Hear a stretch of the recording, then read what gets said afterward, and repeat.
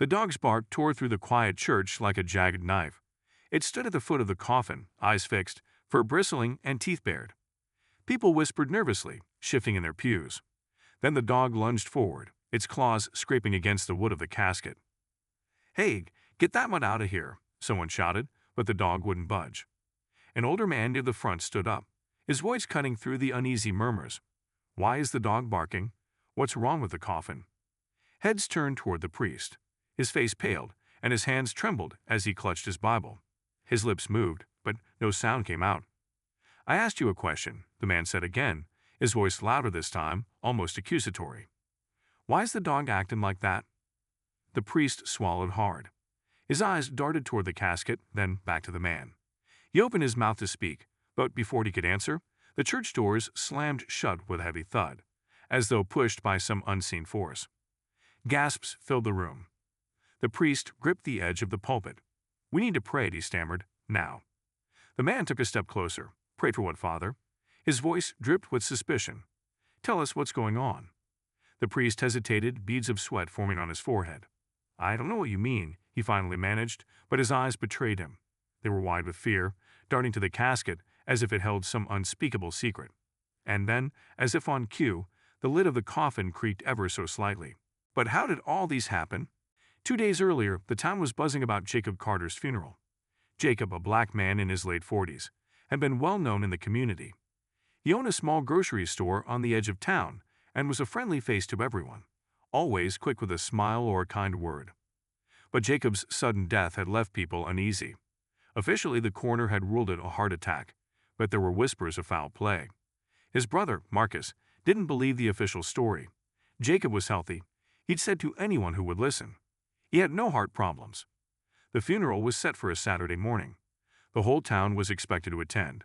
In the days leading up to it, the church had been bustling with preparations, flowers, programs, and food for the reception afterward.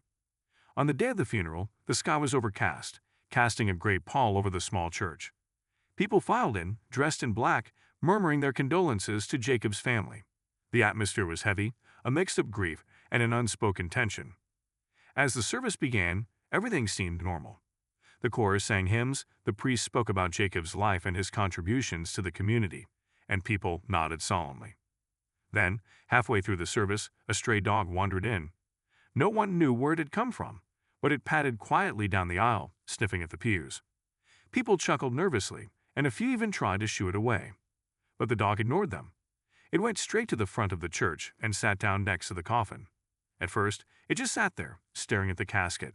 But then it started to growl, a low guttural sound that sent chills down everyone's spine.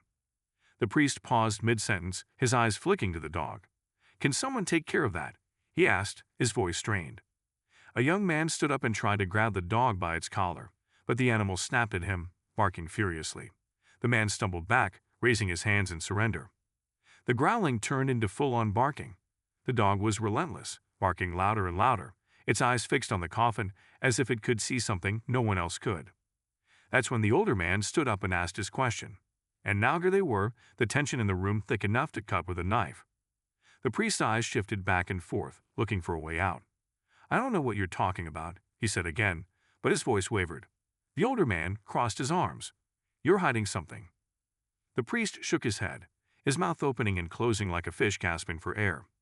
But before he could say another word, the dog lunged at the coffin again, its claws scraping against the wood. And that's when the lid moved. It wasn't much, just a slight creak, barely audible over the gasps and whispers. But it was enough. The priest dropped his Bible, the thud echoing in the stunned silence. "Lord have mercy," he whispered. All eyes were on the coffin now. The older man took another step forward, his eyes narrowing. "Open it," he said. The priest shook his head violently. "No, we can't." "Open it," someone else shouted from the back. The crowd murmured in agreement. The priest raised his hands, trying to calm everyone down. "Please, let's not jump to conclusions. This is a house of God." "Then you shouldn't be afraid," the older man shot back. "Unless you've got something to hide."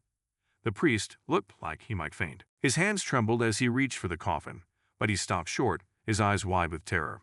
And then, just as the tension reached its breaking point, the dog stopped barking. The sudden silence was deafening. Everyone held their breath as the priest's hand hovered over the lid.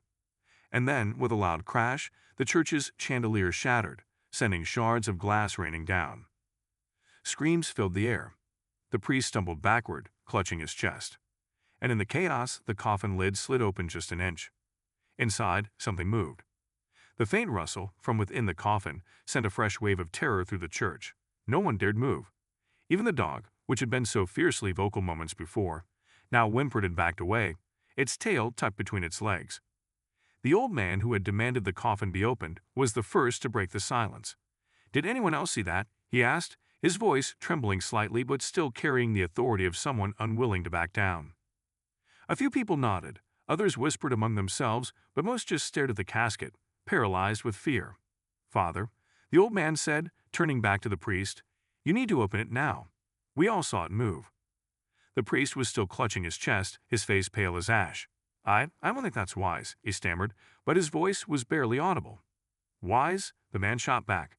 "Something's not right here, and you know it." Before anyone could respond, Jacob's brother, Marcus, pushed through the crowd. His eyes were red and puffy from crying, but now they burned with determination. "Step aside," he said, his voice cutting through the tension like a blade. He didn't wait for permission. Gripping the edge of the coffin lid, he hesitated for only a moment before throwing it open. A collective gasp filled the room. Inside lay Jacob just as he had during the viewing. His hands were folded neatly over his chest, his eyes closed, his face serene. But something was off. "Look at his hands," Marcus said, pointing with a trembling finger. People leaned in, their curiosity outweighing their fear. Jacob's fingernails were caked with dirt, and there were faint scratch marks on the inside of the coffin lid. Whispers spread like wildfire through the crowd.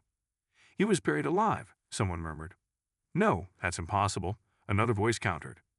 But Marcus wasn't listening. He reached down and grabbed Jacob's hand.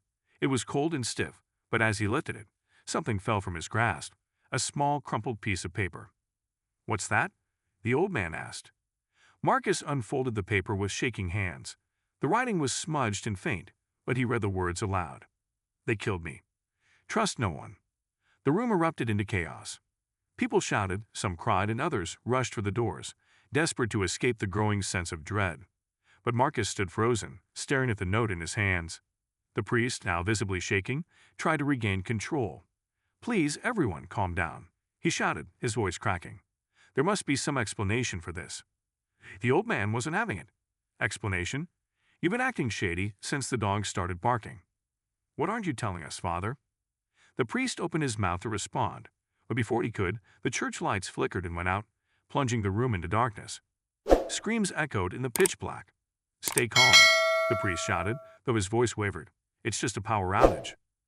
But then from the direction of the coffin came a sound that sent chills down everyone's spine, a deep guttural growl. It wasn't human. "Who's there?" Marcus called out, his voice cracking with fear. No response. The growl came again, louder this time, followed by the sound of something heavy shifting in the coffin. And then the lights flickered back on. The coffin was empty. Jacob's body was gone. Panic erupted. People scrambled over one another, desperate to escape the church. The priest collapsed to his knees, clutching his rosary and muttering prayers under his breath.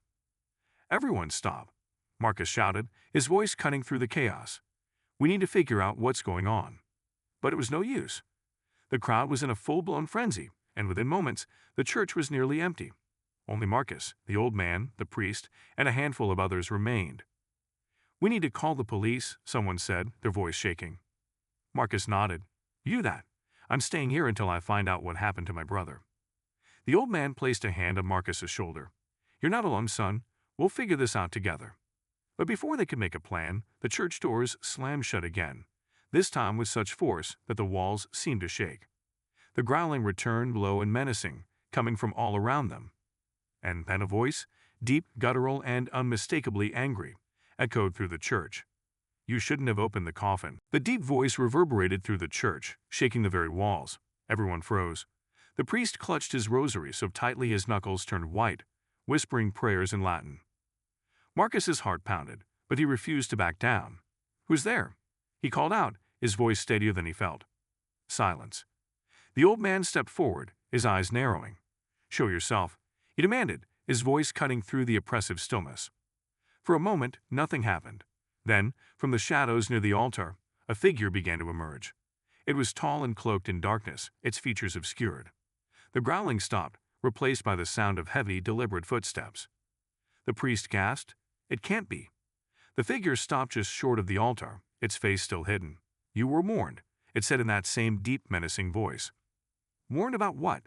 Marcus asked, his fists clenched. "What did you do to my brother?" The figure tilted its head slightly. "Your brother was never meant to leave this world peacefully," it said. "He knew too much." Marcus felt a surge of anger. Knew too much about what? Instead of answering, the figure raised a hand and pointed toward the coffin. "You've disturbed the balance," it said, "and now you must pay the price." Suddenly, the temperature in the church plummeted. Frost crept along the wooden pews, and their breath became visible in the cold air. The few remaining people huddled together, their fear palpable. The old man, undeterred, stepped closer to the figure. "If Jacob knew something, then tell us what it was," he said. "We have a right to know." The figure chuckled, a low, chilling sound that sent shivers down their spines. "The truth is not for you to know," it said, "but since you insist." It raised its other hand, and the church was suddenly filled with the sound of distant voices, angry, pleading, crying out in desperation.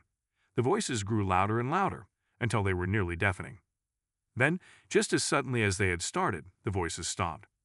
The figure spoke again, its tone even more menacing. "Jacob uncovered secrets buried deep within this town. Secrets that were never meant to see the light of day. His death was necessary to keep those secrets hidden." The priest, still on his knees, finally found his voice. Who are you?" he asked, his voice trembling. The figure turned its head toward the priest. "I am a guardian of balance," it said, "and you, Father, have failed in your duty." The priest's eyes widened in terror. I didn't know," he stammered. "I swear I didn't know." The figure stepped closer. "Ignorance is no excuse," it said. "You allowed this to happen, and now the consequences will be severe." Marcus stepped in front of the priest, his jaw set. "If you think we're just going to sit here and let you threaten us, you got another thing coming," he said. "We're not afraid of you." The figure chuckled again. "Brave words," it said, "but bravery won't save you." Before anyone could react, the figure raised both hands, and the ground beneath them began to shake violently. The pews toppled over, the stained glass windows shattered, and the air was filled with the sound of cracking wood and falling debris. "Everyone get out," Marcus shouted. But the church doors remained sealed, trapping them inside. The old man grabbed Marcus by the arm. "We have to find another way out," he said. Marcus nodded, his eyes scanning the room for an escape route. "Over there," he said, pointing to a side door near the altar.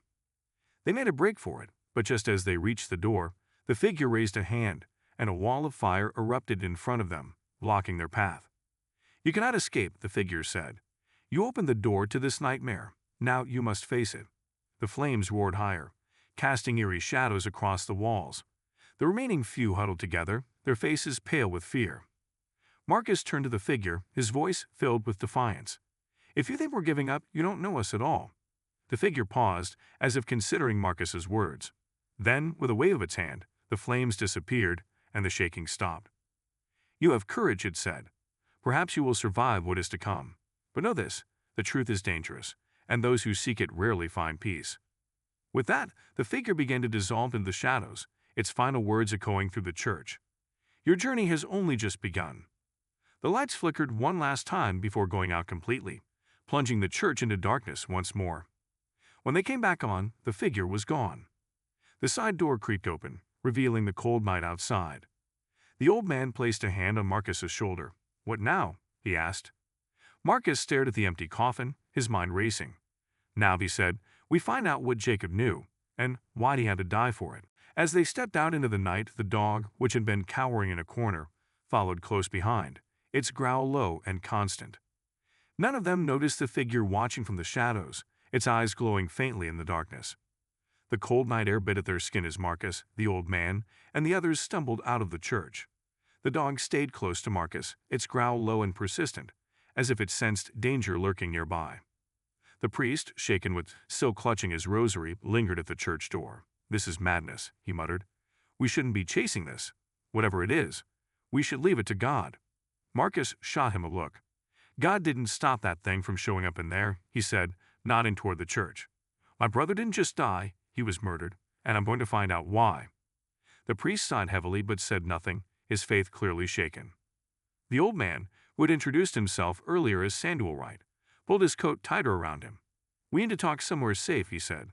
"The streets aren't where you want to be right now." Marcus nodded. "Let's go to my place. It's just down the road." They moved quickly, their footsteps echoing in the quiet streets. The town seemed deserted, the usual hum of nightlife replaced by an eerie silence. Even the streetlights flickered, casting long, wavering shadows on the pavement. When they reached Marcus's house, he unlocked the door and ushered everyone inside. The living room was small but comfortable, with a worn couch, a coffee table cluttered with papers, and a few family photos on the walls. "Make yourselves at home," Marcus said, locking the door behind them. The dog immediately curled up near the fireplace, still on edge, but seemingly comforted by the warmth. Samuel sat on the couch, his expression grim. "Let's start with the note," he said. It mentioned secrets and that Jacob was killed for what he knew. Any idea what that might be about? Marcus rubbed his temples, his mind racing. Jacob wasn't the kind of guy to get involved in anything shady, he said. He ran the grocery store, helped out at the community center, and spent most of his free time with his kids. The priest, now sitting in an armchair, cleared his throat. "You said earlier that Jacob had no history of heart problems," he said. "What made you so sure his death wasn't natural?" Marcus hesitated, then pulled a folder from the coffee table and handed it to Samuel. "These are his medical records," he said. "I got them from his doctor. He had a clean bill of health, no heart issues, no major illnesses. He was in better shape than I am." Samuel flipped through the papers, his brow furrowing. "So, if it wasn't a heart attack, then what?" "I don't know," Marcus admitted. "But I'm telling you, someone did this to him." Samuel looked up. "And now that someone, or something, is trying to cover it up." The priest crossed himself. "This is bigger than any of us," he said. "Whatever Jacob uncovered, it's dangerous." Marcus leaned forward, his hands clasped tightly. "That's why we need to figure it out. If we don't, more people could die." Before anyone could respond, there was a sudden knock at the door, 3 sharp, deliberate taps. Everyone froze. Marcus stood slowly, motioning for the others to stay quiet. He moved to the door and peered through the peephole. There was no one there. Another knock, louder this time. Marcus's hand hovered over the doorknob. "Who's there?" he called out. Silence. The dog began to growl again, its hackles raised. Samuel stood and pulled a small revolver from his coat pocket. "We're not alone," he said, his voice low. Marcus hesitated for only a moment before unlocking the door and pulling it open. The street was empty.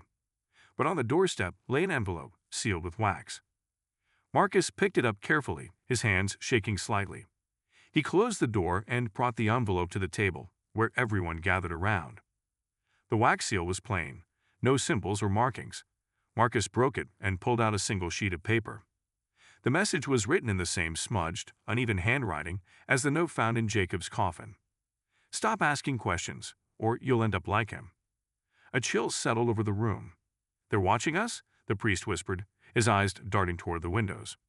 Samuel shook his head. "Let them watch," he said, his voice firm. "We're not stopping." Marcus looked at the note again, his jaw set. "Whoever's behind this is scared. They wouldn't be sending threats if they didn't think we were close to something." Samuel nodded, "Which means we're on the right track." The priest stood abruptly. "I can't do this," he said, his voice trembling. "I'm a man of God, not some investigator. If we keep pushing, we're going to get ourselves killed." Marcus stepped in front of him, blocking his path. "You're already in this," he said. "We all are. If you leave now, you're on your own. And whatever's out there, it won't just let you walk away." The priest hesitated, then sank back into the armchair, defeated. "Fine," he said. "But if we're doing this, we need to be smart." Samuel looked around the room. "We need to start with Jacob's store," he said. "If he uncovered something, it might still be there." Marcus nodded. "We'll go first thing in the morning." But as they began to plan their next steps, the lights in the house flickered, then went out entirely. The room was plunged into darkness, and the growling from the dog grew louder. Then, from outside, came the sound of footsteps, slow, deliberate, and getting closer. The air grew colder, and a familiar voice echoed from beyond the door. "You were warned." The voice sent a jolt of fear through everyone in the room. It was the same deep, menacing tone they had heard in the church, and it sounded much closer now. The footsteps stopped just outside the door. The dog barked furiously, lunging toward the entryway, as if it could attack whatever was on the other side. Marcus reached for the revolver Samuel had placed on the table. "Get ready," he whispered, his eyes locked on the door. Samuel nodded, his own hand tightening around a flashlight he had pulled from his coat. The priest clutched his rosary, muttering prayers under his breath. The voice came again, low and threatening. "You should have listened." Without warning, the windows shattered, sending glass flying into the room. The cold night air rushed in, carrying with it an eerie, unnatural silence. Marcus pointed the gun at the door, his finger on the trigger. "Whoever you are," he said, his voice steady despite the fear coursing through him, "this ends here." The door began to creak open slowly, though no one appeared to be pushing it. Samuel shone his flashlight toward the doorway, illuminating the figure standing just outside. It was Jacob, or at least it looked like him. His face was pale, his eyes sunken and lifeless. He wore the same suit he had been buried in, now dirty and torn. But his movements were wrong, jerky, unnatural, like a puppet being controlled by invisible strings. The priest gasped, stumbling backward. "No, that's not possible." "Jacob," Marcus said, his voice shaking. "Is it really you?" The figure didn't respond. It took a step forward, its eyes fixed on Marcus. Samuel raised the flashlight higher, illuminating the grotesque scene. "That's not Jacob," he said grimly. "Not anymore." The figure raised a hand, and the temperature in the room dropped even further. Frost spread across the walls, and the air grew thick with an oppressive, almost tangible weight. "You were warned," the figure said again, its voice now a distorted echo of Jacob's. Marcus tightened his grip on the revolver. "What do you want from us?" The figure tilted its head, as if considering the question. "To protect the truth," it said, "and to ensure that it remains buried." Samuel stepped forward, placing himself between Marcus and the figure. "The truth is already out," he said. "You can't scare us into silence." The figure's eyes flashed, and suddenly, Samuel was lifted off the ground by an invisible force. He gasped for air, his hands clawing at his throat as if something were choking him. "Samuel," Marcus shouted, raising the gun. He fired once, the sound deafening in the small room. The bullet hit the figure square in the chest, but it didn't even flinch. Instead, it turned its lifeless gaze toward Marcus, its expression unreadable. "You cannot fight what you do not understand," it said. Samuel was thrown across the room, crashing into the wall and slumping to the floor. He groaned in pain but was still conscious. The figure took another step forward, its focus now entirely on Marcus. The dog lunged at it, barking and snapping, but with a simple wave of its hand, the figure sent the animal flying into the far corner of the room. The dog whimpered but quickly got back on its feet, ready to attack again. Marcus fired 2 more shots, but they had no effect. "What are you?" he demanded, his voice filled with both fear and anger. The figure didn't answer. Instead, it raised both hands, and the walls of the house began to shake violently. Picture frames fell to the floor, the sound of breaking glass adding to the chaos. The priest stood frozen in place, his eyes wide with terror. "This is a battle of souls," he whispered. "We're fighting something far beyond our understanding." Marcus's mind raced. Bullets weren't working, and running wasn't an option. He needed a plan, and fast. Then he remembered the note. The figure seemed intent on keeping the truth hidden, which meant it feared something. If they could uncover whatever Jacob had learned, they might have a chance. "Samuel," Marcus shouted, keeping his eyes on the figure, "can you still move?" Samuel groaned but nodded, pushing himself up from the floor. "Yeah," he said, his voice strained. "What's the plan?" "We need to get to the store," Marcus said. "That's where Jacob kept his records. If he found something, it'll be there." The figure let out a low growl. "You'll not leave this place," it said, its voice filled with dark intent. Marcus didn't hesitate. "Run," he shouted, grabbing Samuel by the arm and pulling him toward the back door. The priest followed, clutching his rosary tightly. The dog was right behind them, barking furiously as they burst out into the night. The figure didn't give chase, but its voice echoed through the air, sending a chill down their spines. "You cannot escape the truth, and you will not survive what's coming." They ran through the darkened streets, the town eerily silent around them. Marcus's heart pounded in his chest, but he didn't slow down.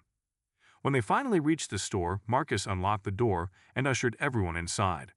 He quickly locked it behind them, then turned to Samuel. "Help me find Jacob's records," he said. "We don't have much time."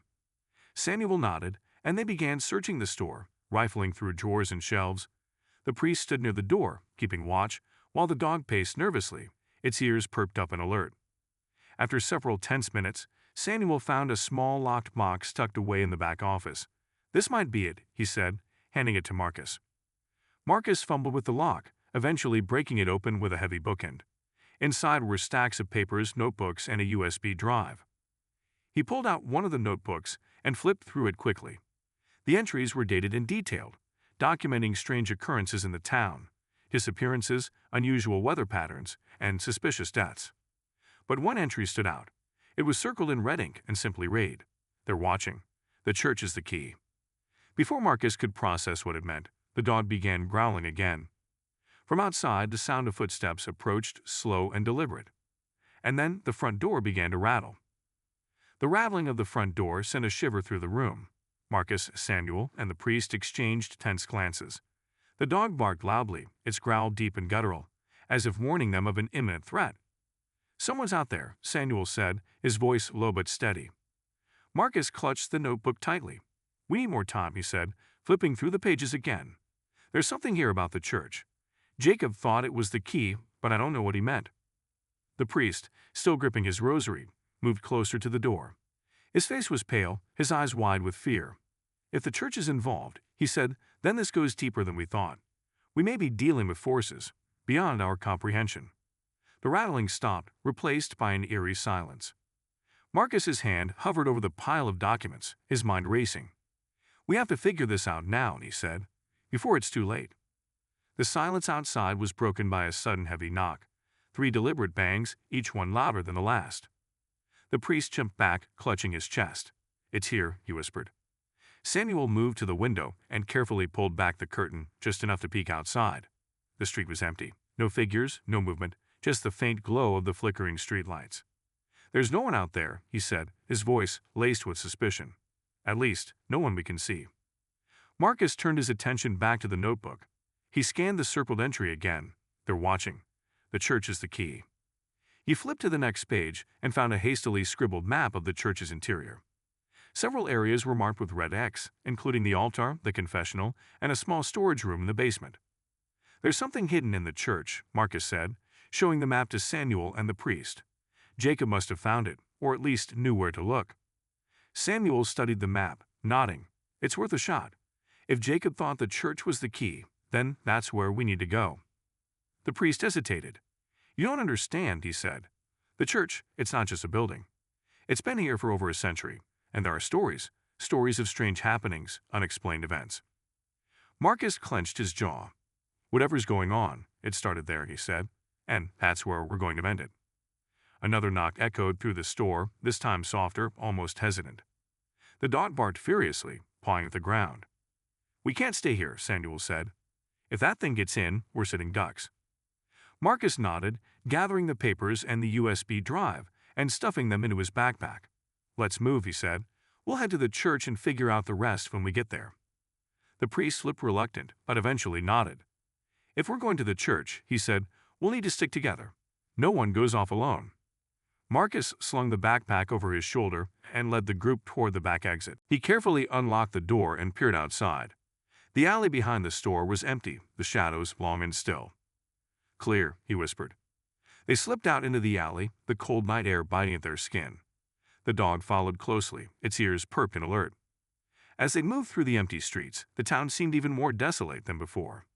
The flickering street lights cast eerie, shifting shadows, and the faint sound of the wind whistling through the buildings added to the sense of unease. When they reached the church, Marcus stopped and turned to the group. "Once we're inside," he said, "we head to the basement. That's where Jacob marked one of the spots on the map." Samuel nodded, his grip on the flashlight tightening. "Let's do this." The priest hesitated at the church doors, his hand hovering over the handle. "May God protect us," he muttered, then pushed the doors open.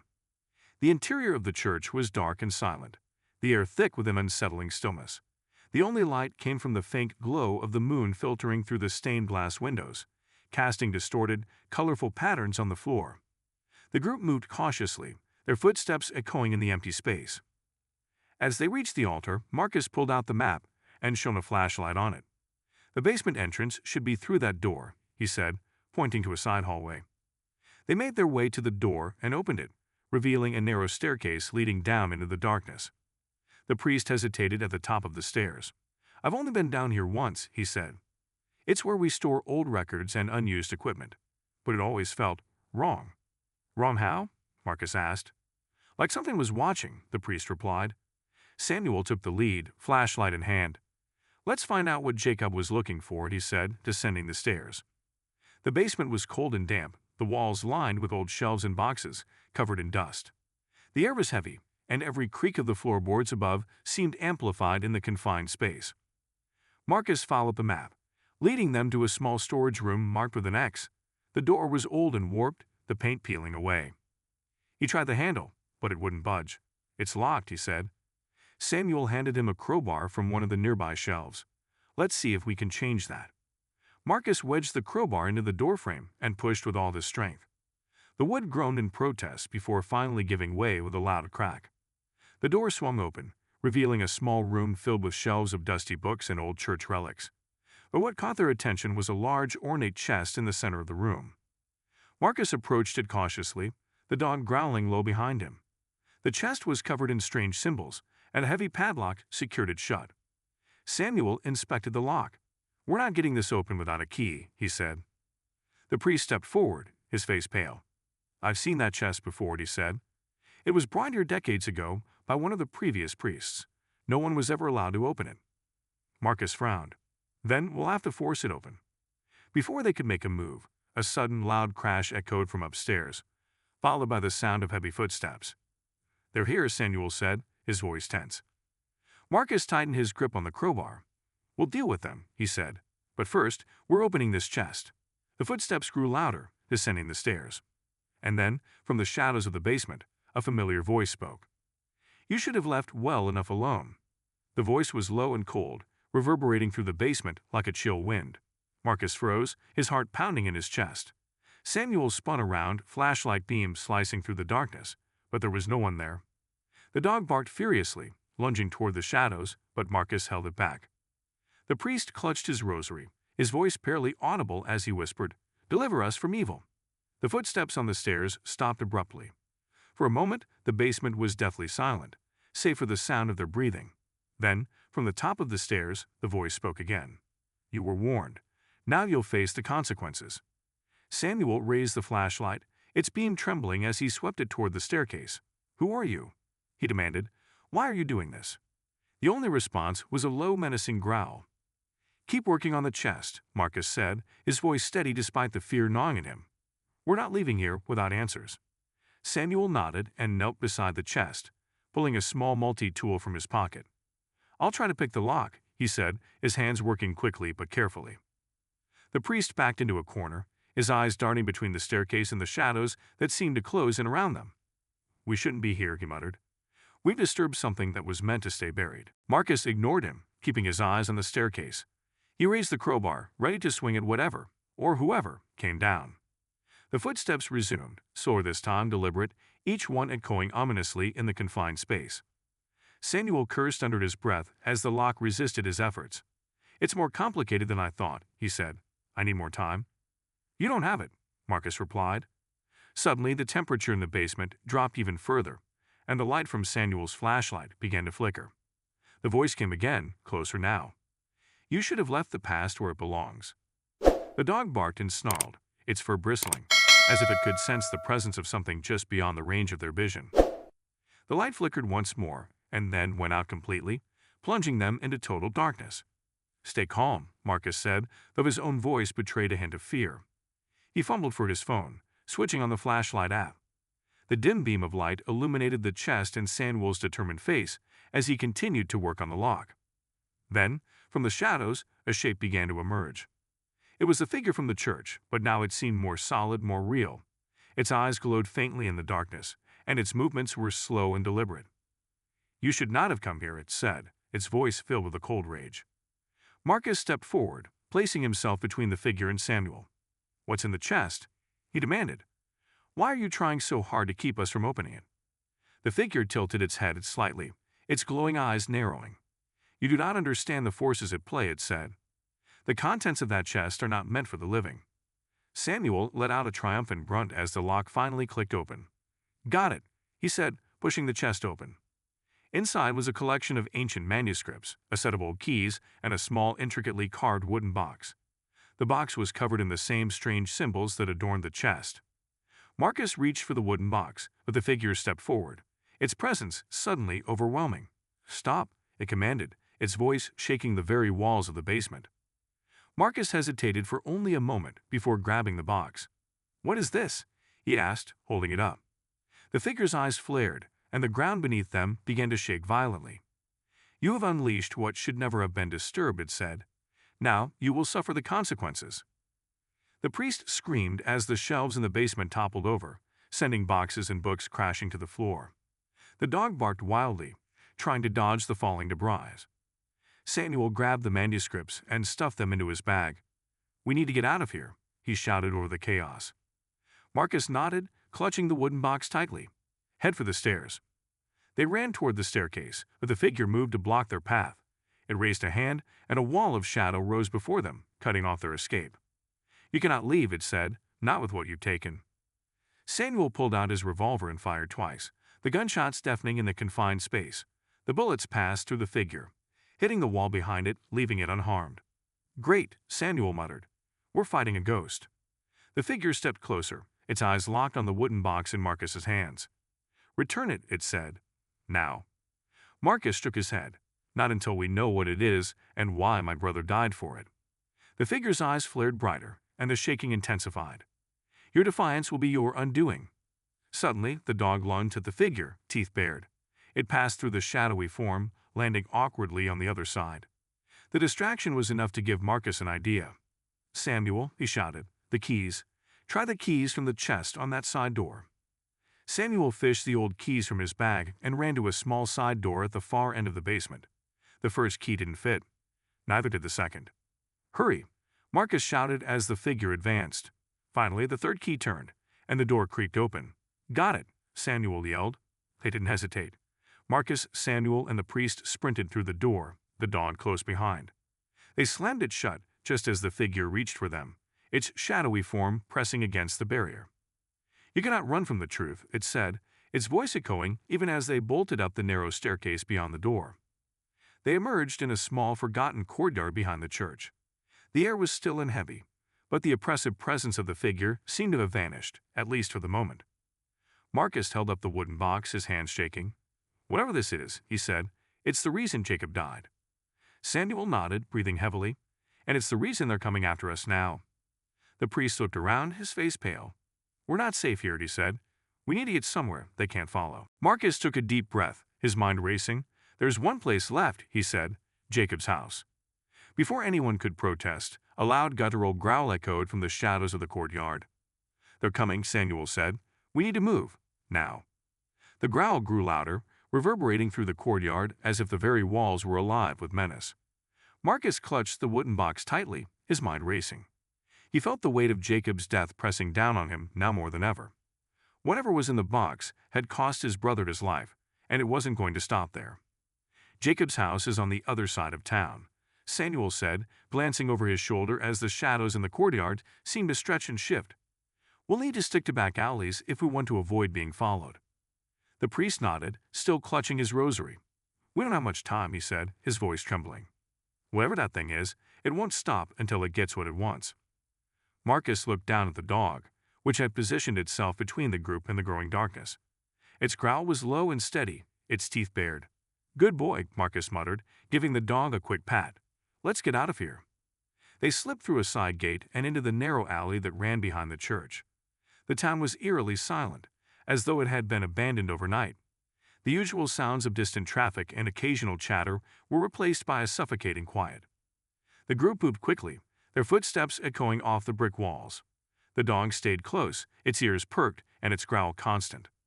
As they neared the edge of the church property, Samuel stopped abruptly, raising a hand. "Wait," he whispered. Marcus strained his ears. At first, he heard nothing but the pounding of his own heart. Then faintly, the sound of footsteps.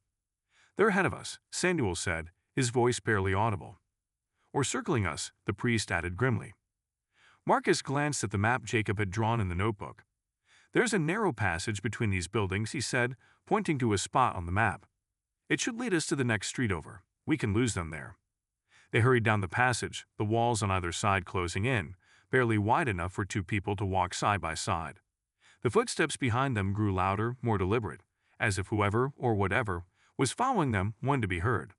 Suddenly, from the shadows ahead, a figure emerged. It was Jacob, or at least the thing that wore his face. Marcus froze, his grip tightening on the wooden box. "It's you again," he said through gritted teeth. "You're not my brother." The figure stepped closer, its movements smooth and unnatural. "I wear his face because it is familiar to you," it said. "But you are correct, Jacob is gone." Samuel raised his gun, but Marcus held out a hand to stop him. "Shooting it won't work," he said. The figure's eyes glowed faintly in the dim light. "You cannot fight me," it said. "Return what you have taken, and I will allow you to leave." Marcus shook his head. "Not until we know the truth." The figure tilted its head slightly, as if considering his response. "The truth will bring you only pain," it said. "You are not prepared for what lies ahead." "Try us," Samuel said, his voice steady. The figure raised a hand, and the air around them grew colder. "So be it," it said. "You have chosen your fate." Before anyone could react, the figure vanished, melting into the shadows. But the oppressive weight of its presence lingered. "Move," Marcus shouted, leading the group out of the narrow passage and onto the next street. They ran without looking back, their footsteps pounding against the pavement. The dog barked furiously, its growls echoing in the empty streets. Finally, they reached Jacob's house, a modest single-story home with a small front yard. Marcus fumbled with his keys, his hands shaking, before finally unlocking the door. They rushed inside, slamming the door behind them. Samuel bolted it and pulled the curtains shut. "Everyone okay?" Marcus asked, his breathing heavy. The priest nodded, sinking into a chair.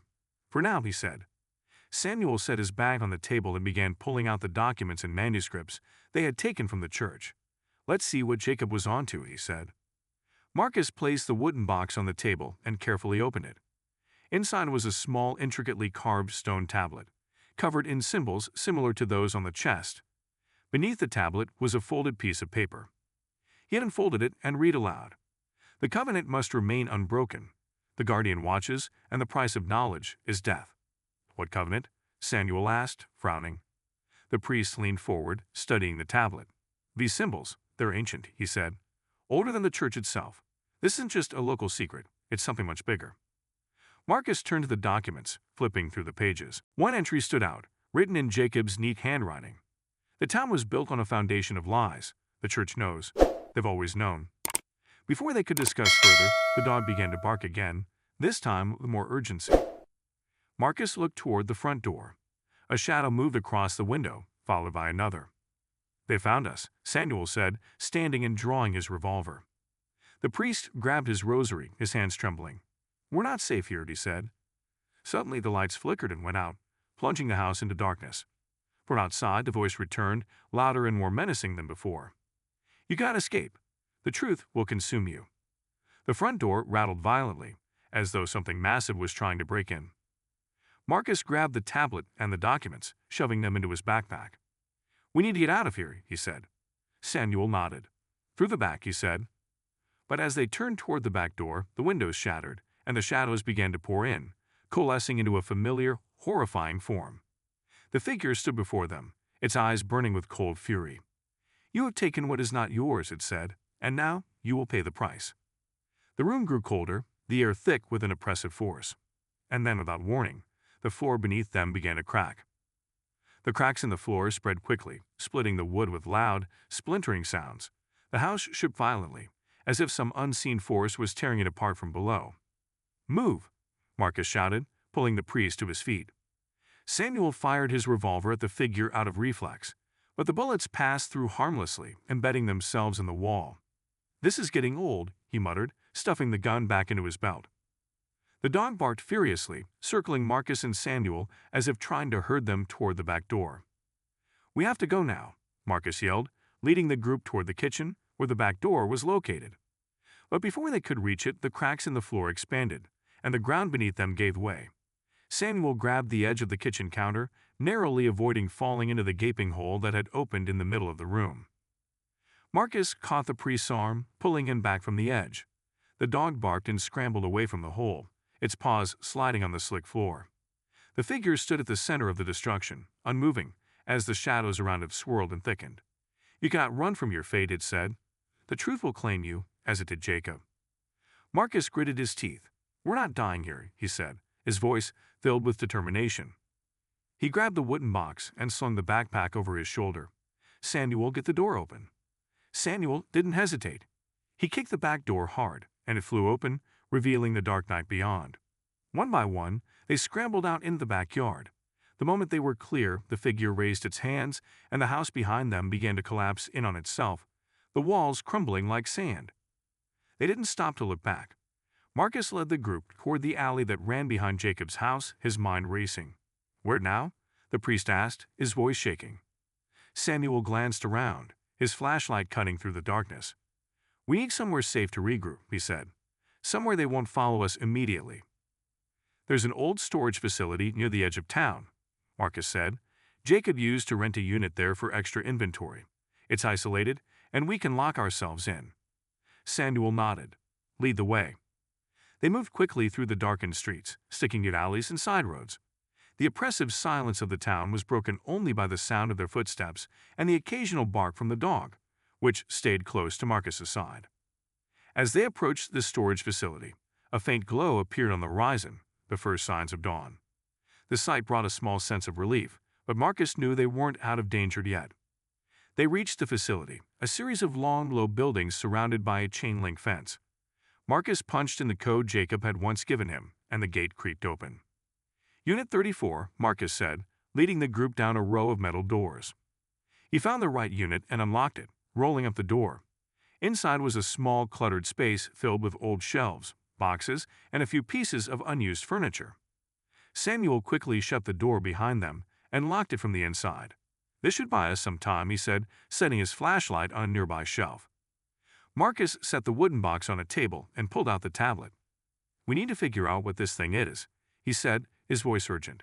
Jacob thought it was important enough to die for. The priest approached cautiously, his eyes fixed on the tablet. These symbols, he said, they're ancient, older than any written language I've studied. Samuel began sorting through the documents they had taken from the church. Jacob must have figured something out, he said. He wouldn't have gone this far unless he was onto something big. Marcus flipped through the notebook again, searching for anything he might have missed. Near the back, he found another circled entry. The covenant was broken long ago. The guardian serves not to protect, but to punish. What covenant? Marcus muttered, more to himself than anyone else. The priest's eyes widened. I've heard stories, he said slowly. Legends relayed about ancient agreements made between early settlers and something else. Something inhuman. Marcus looked up. You think our town was built on one of those agreements? The priest nodded. If the covenant was broken, it could explain why the guardian, the figure we've been seeing, is acting this way. Samuel pulled out one of the manuscripts and laid it on the table. Look at this, he said, pointing to an old map. It's the original layout of the town. And here, where the church is now, there used to be something else. Marcus leaned in. A temple? Or a shrine, the priest said. A place of worship for whatever entity the covenant was made with. The dog barked suddenly, its growl deep and urgent. Samuel grabbed his flashlight and pointed it toward the storage unit's door. Something's out there, he said. They fell silent, listening. Faint footsteps echoed outside, slow and deliberate. The priest clutched his rosary, his face pale. It's them, he whispered. Marcus grabbed the wooden box and looked at the others. We're not done here, he said. But if they get in, we won't have a chance to finish. The footsteps grew louder, stopping just outside the door. And then the same voice they had heard before spoke again, this time filled with icy resolve. You cannot hide from the truth. The lock on the door began to rattle. The rattling of the lock grew louder, more insistent. Everyone stood frozen, the weight of the voice's words sinking in.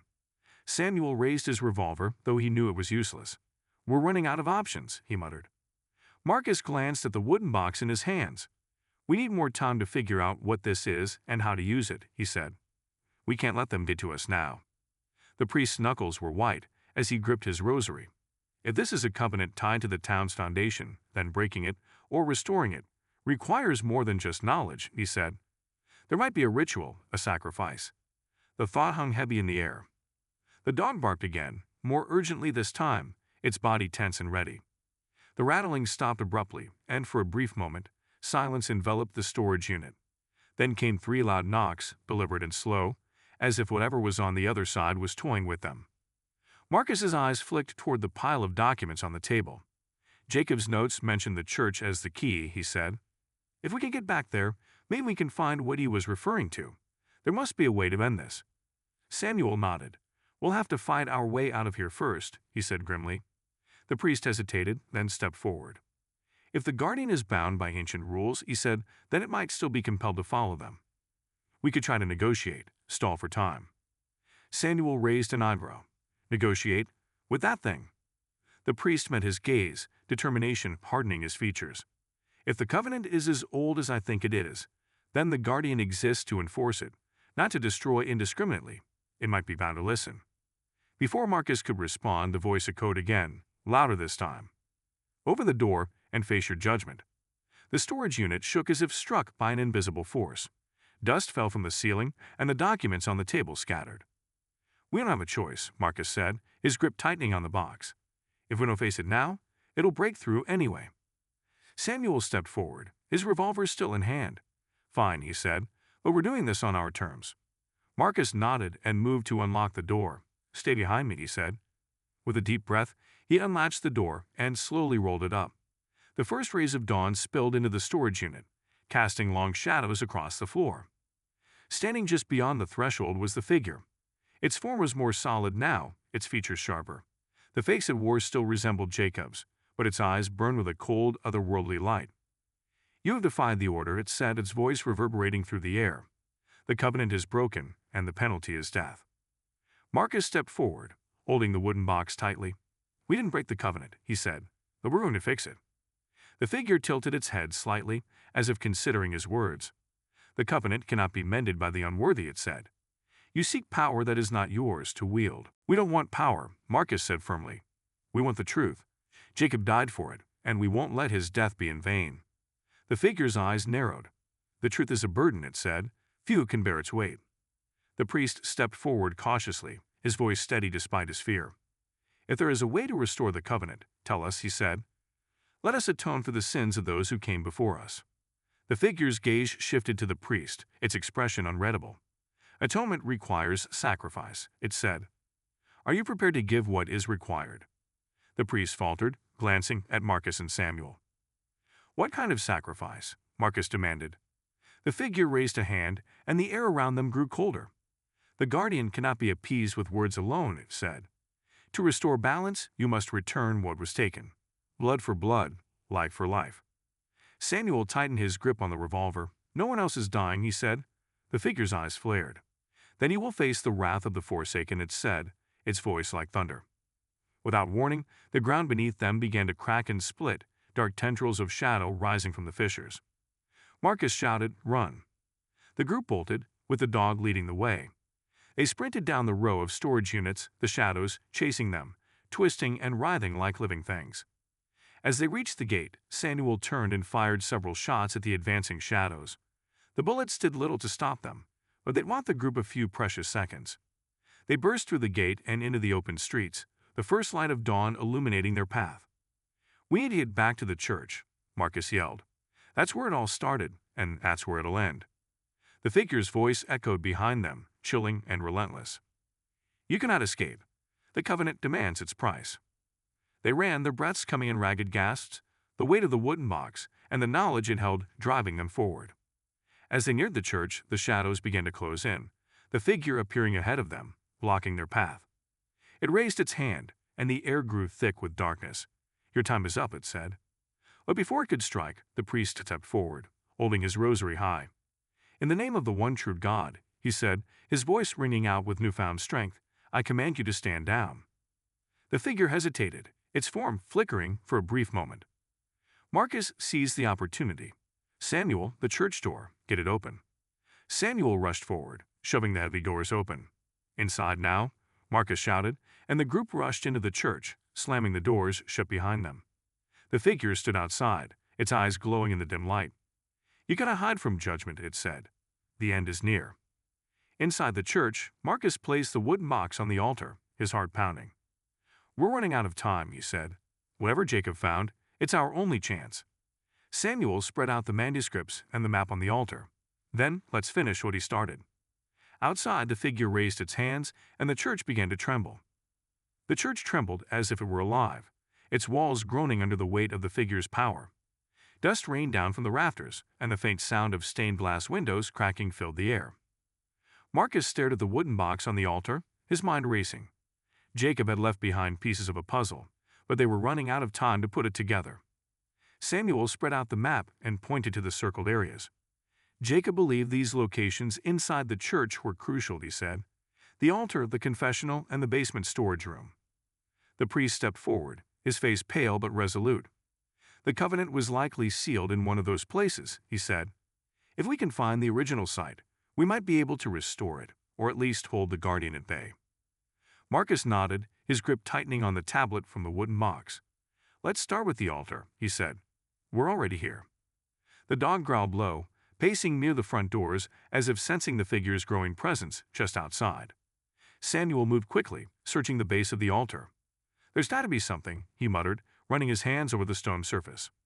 Marcus joined him, shining a flashlight to reveal faint carvings hidden beneath layers of dust and grime.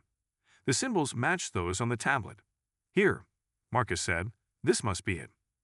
The priest leaned in, his eyes narrowing as he traced the symbols with his fingers. These are binding runes, he said. They're meant to lock something in place, or seal it away. Samuel pulled a knife from his belt. If blood's the price, we'll start here, he said grimly. The priest hesitated. We don't know what kind of ritual is required, he warned. If we do this wrong, it could make things worse. Marcus's jaw clenched. We don't have time to be careful. We'll do what Jacob did, follow the symbols and hope it's enough. Samuel nodded and made a shallow cut across his palm, letting his blood drip onto the carvings. The symbols flared to life, glowing a deep red before fading back into the stone. For a moment, everything was still. Then the figure's voice boomed through the church, shaking the very foundation. You dare attempt to restore what has been broken. Your efforts are futile. The doors burst open with a deafening crash, and the figure stepped inside, shadows swirling around it like a storm. The dog lunged, barking ferociously, but the figure raised a hand, and the animal was thrown backward, hitting the ground with a whimper. Stay back, Marcus shouted, holding the tablet high. The figure paused, its glowing eyes fixed on the artifact. You wield the seal, it said, its voice a mix of anger and fear, but you do not understand its power. Then tell us, Marcus demanded. What does it take to restore the covenant? The figure's form flickered, its voice growing colder. The covenant was built on trust, sacrifice, and balance, it said. To restore it, you must offer what was first given. Samuel glanced at the priest. Any idea what that means? The priest's face darkened. It could mean a life, he said quietly. No, Marcus said firmly. We're not sacrificing anyone. The figure stepped closer, its presence oppressive. The original covenant required the blood of the willing, it said. A bond forged in mutual need and fear. Without a willing sacrifice, the covenant cannot hold. The priest took a step forward, his hands trembling, but his expression resolute. Then I will offer myself, he said. No, Marcus said, grabbing his arm. That's not the answer. The priest shook his head. I've lived my life in service to this town and to my faith, he said. If my sacrifice can save others, then it's a price I'm willing to pay. Before anyone could stop him, the priest moved to the altar, kneeling before it. He placed his rosary on the stone and pressed his bleeding palm against the runes. The figure raised a hand, as if to strike him down, but Samuel fired a shot, forcing it to step back. The priest began to pray, his voice steady despite the chaos around him. Let my life restore the balance that was broken. Let my blood seal the covenant once more. The runes on the altar began to glow brighter, the red light filling the church. The figure let out a deafening roar, its form destabilizing. This will not be enough, it said, its voice echoing with fury. You must all pay the price. The ground beneath the altar cracked open, revealing a swirling void of darkness. Marcus gripped the tablet, his mind racing. There's got to be another way, he shouted. Samuel pointed to the basement on the map. It's marked for a reason, he said. If the altar isn't enough, the answer might be down there. Marcus nodded. Let's move. But before they could, the shadows around the figures surged forward, engulfing the room. The light from the altar dimmed, and the air grew heavy, thick with the scent of burning wood and ancient earth. Run, Samuel shouted, firing another shot at the figure to buy them time. Marcus grabbed the tablet and led the way toward the basement door, the priest stumbling after them, his strength waning. They reached the basement entrance and threw open the door, descending into the dark, musty space below. The air was colder here, the weight of the figure's presence pressing down even more heavily. At the far end of the room stood another altar, this one smaller but covered in the same ancient symbols. Marcus placed the tablet on it, and the runes immediately began to glow. "Samuel, the documents," Marcus shouted. Samuel spread the remaining manuscripts across the floor, his eyes scanning for instructions. "There," he said, pointing to a passage written in Latin. The priest, still clutching his rosary, translated aloud. "The blood of the willing opens the path. The seal must be placed within the heart of the shrine." Marcus grabbed the tablet, his hands trembling. "If we place this in the altar, it might lock the guardian away for good," he said. The figure's voice echoed from the top of the stairs. "You will not succeed," it said. "The covenant will never hold." The shadows began to pour down the stairs, filling the basement like a flood. "Do it now," Samuel shouted. Marcus placed the tablet into the recess at the center of the altar. The symbols glowed brighter, and the shadows recoiled. The figure let out a scream, its form unraveling as the light intensified. The ground shook violently, and the shadows began to dissolve. The figure made one last attempt to advance, but the light from the altar exploded outward, forcing it back. The guardian's final words echoed as it vanished. "You have won nothing. The covenant remains fragile. Beware the cost." The room fell silent, the oppressive presence lifting. Marcus collapsed against the wall, his chest heaving. Samuel helped the priest to his feet, both of them looking around in stunned silence. The dog approached Marcus, nuzzling his side, its growl finally gone. "It's over," Marcus said, his voice barely above a whisper. But as the light from the altar faded, the runes flickered one last time. And then the ground beneath them shifted again, revealing a hidden passage leading even deeper underground. Samuel's eyes widened. "What now?" Marcus stared into the darkness below. "We go deeper," he said, his voice filled with determination. "There's more to this than we've uncovered." With the tablet still in place, the light from the altar began to glow faintly once more, illuminating the passage ahead. They stepped forward, ready to face whatever lay beyond. The hidden passage exuded a foreboding air, its walls carved with the same ancient symbols they had seen throughout the church. The faint glow from the altar barely reached into the darkness, casting long shadows that seemed to twist and writhe as the group descended. Marcus led the way, gripping a flashlight in one hand and holding the dog's leash tightly in the other. Samuel followed close behind, his revolver drawn, while the priest trailed, his rosary clutched to his chest. "What is this place?" Samuel muttered, his voice low. "It's older than the church," the priest said, his voice echoing faintly. "A place meant to be forgotten." The passage sloped downward, the air growing colder and more oppressive with each step. They could hear faint whispers, barely audible, as if the walls themselves were murmuring secrets. At the bottom of the passage, they reached a vast chamber. In the center stood a massive stone structure, shaped like an altar but far more elaborate. The symbols covering it pulsed with an eerie, rhythmic light. The dog growled, its body tense. Marcus approached cautiously, shining his flashlight over the altar. "This is it," he said, "the heart of the covenant." The priest nodded slowly.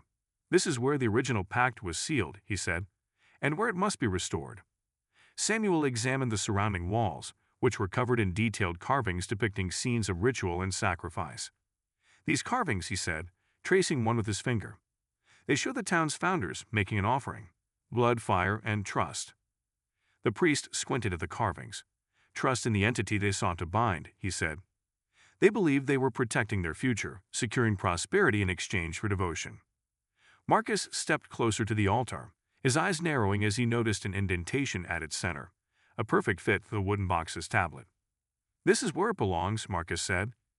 He removed the tablet from his backpack and placed it into the indentation. The symbols flared to life, illuminating the entire chamber with an unnatural light.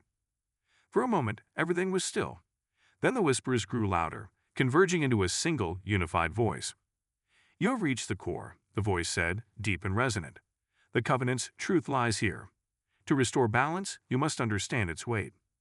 The light from the altar projected images into the air like a ghostly film reel. They showed the town's early days, settlers arriving, building, and eventually encountering something ancient beneath the earth. The settlers struck a bargain with this entity, offering blood sacrifices to secure their safety and prosperity. But over time, the offerings became less frequent, and the covenant weakened. The priest's face was pale. They stopped honoring the agreement, he said, and now we're paying the price. The images shifted to Jacob. He had discovered the truth, digging through old records and manuscripts, piecing together the covenant's history. But his attempts to expose it had drawn the guardian's wrath. The voice spoke again. Jacob's sacrifice was not in vain. He sought to restore what was broken, to give the town a chance at redemption. Marcus clenched his fists.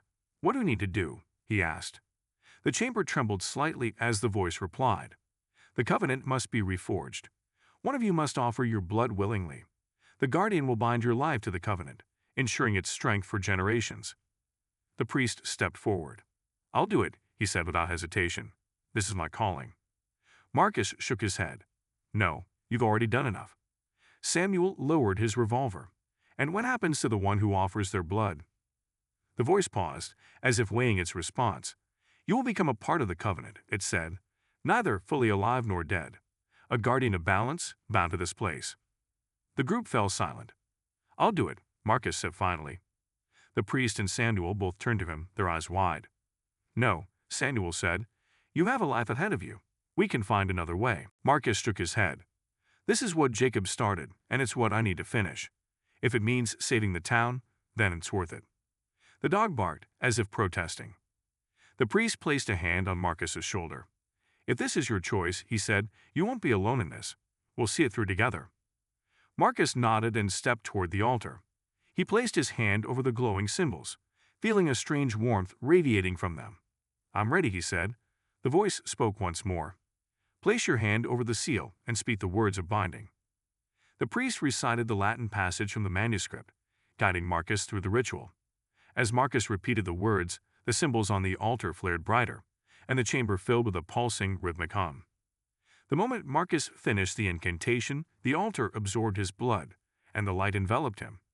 He felt a surge of energy course through his body, followed by a profound stillness. The voice spoke one final time. "The covenant is restored. The guardian sleeps once more." The light dimmed, and the chamber returned to its shadowy stillness.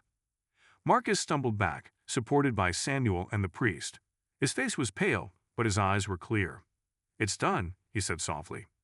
The dog nuzzled his leg, its growl finally gone. The group ascended the passage back to the church.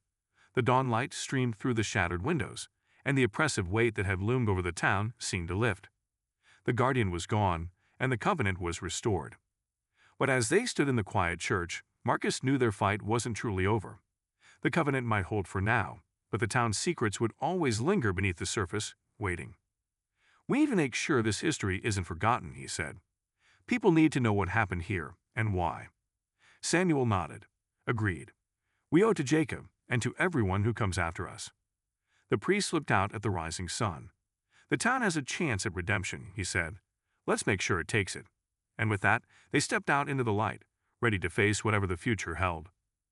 The weeks following the events at the church passed in a blur. News of Jacob's funeral had spread, but no one in the town truly understood what had transpired in those final hours, except for Marcus, Samuel, and the priest.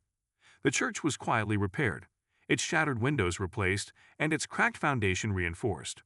But no one spoke of the hidden chamber beneath it. The town returned to its routine, unaware of how close it had come to unraveling.